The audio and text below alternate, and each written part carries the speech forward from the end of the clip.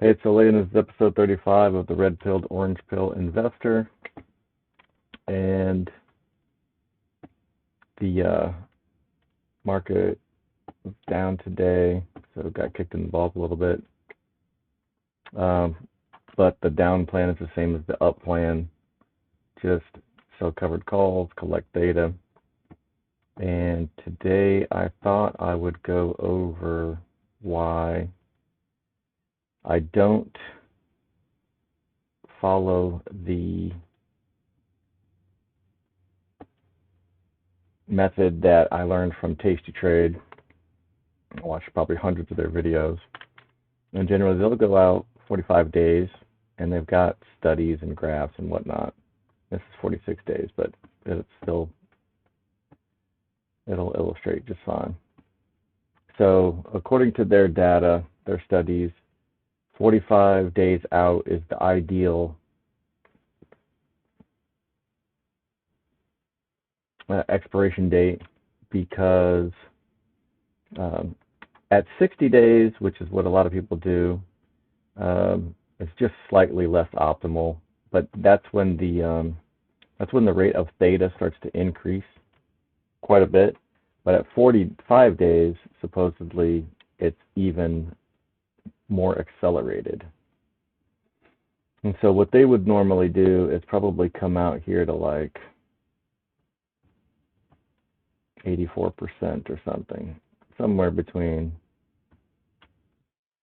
80-84%. These values aren't going to line up exactly with the deltas or whatnot, but they're close enough. So they would probably go out here to the 22 strike, and then over the next 2 to 3 weeks, they would hope to collect 50% of this, and then they would just roll to 45 days again. So 21 days from here would be to like 25 days expiration. So that was 118, and now the 22 was 22, right? Yeah, it's about 60. So they would be collecting about 20 cents a week on a $16 stock. That's almost 17. So that's about 1.25% a week. And then their upside would be from 17 to 22. And so that's pretty hefty. I mean, that's $5 in call away value. So that's pretty legit. And a lot of the time, what they said is going out 45 days, I remember one thing that they said is it gives you enough time to be right. So if you just look at the price of Mara, and over 3 months, you know, the price is going to go up to 30, down to 22, up to 25, down to 16. So, you know, here, if you had picked the $12 strike or something, you know,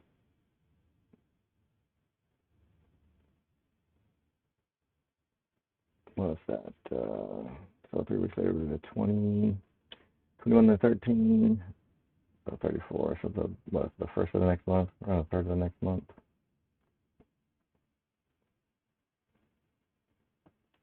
Yeah.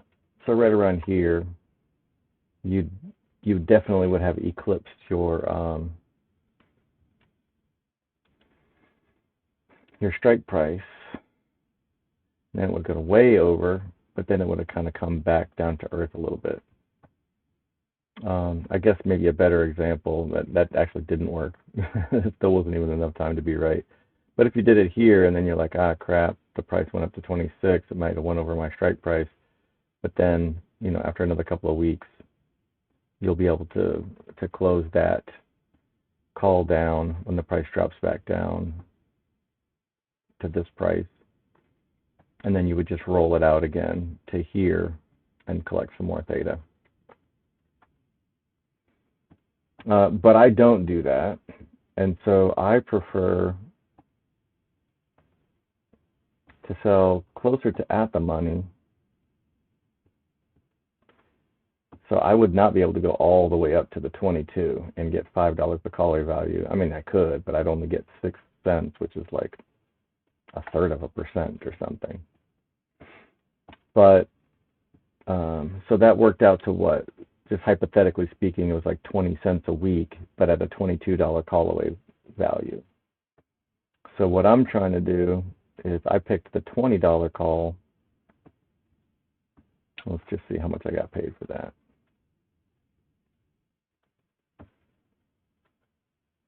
Average credit was 67. And I'm going to collect every cent of it because it doesn't matter.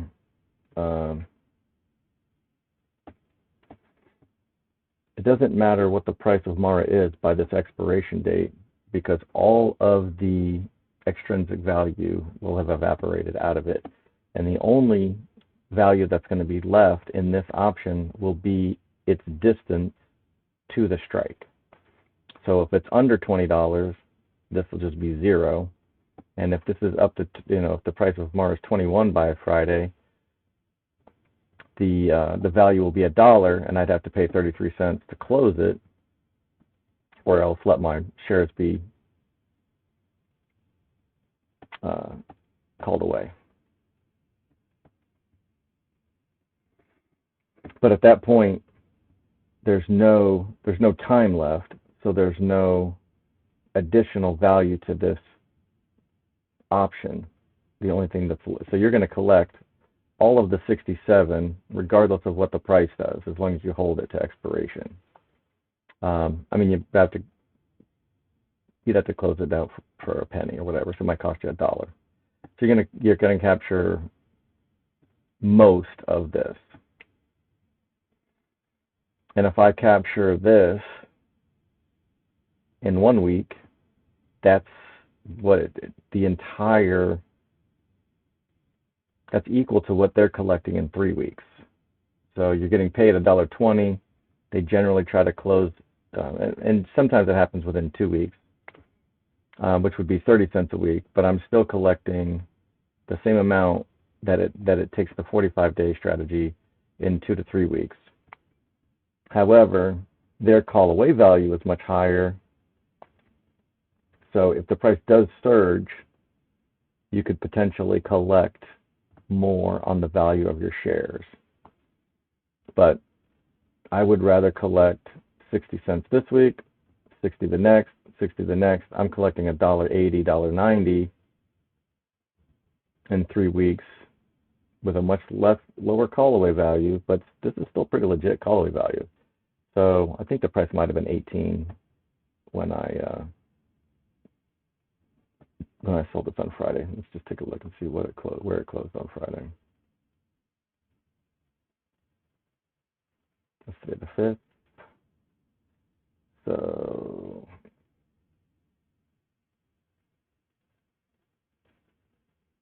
okay, on the 2nd it closed around 18. Yeah.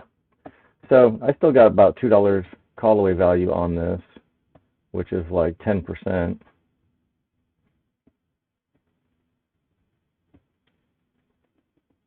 And still collected 3% for the week. So that's my preference. There's more trades. It's going to be more high frequency trading. Whereas if you do 45 days out, you only really have to touch it every 2 to 3 weeks. So that could be advantageous for some people. They may like being able to get the higher call away values as well. But the other thing that I'm going to do, if the price does go up, if the price does go up to 30 again, then the next week after that, I'm going to actually be collecting, I might be collecting 3% of that. So I might be collecting $1 every week. And I'm also going to be going up to, $32, $33 call away value.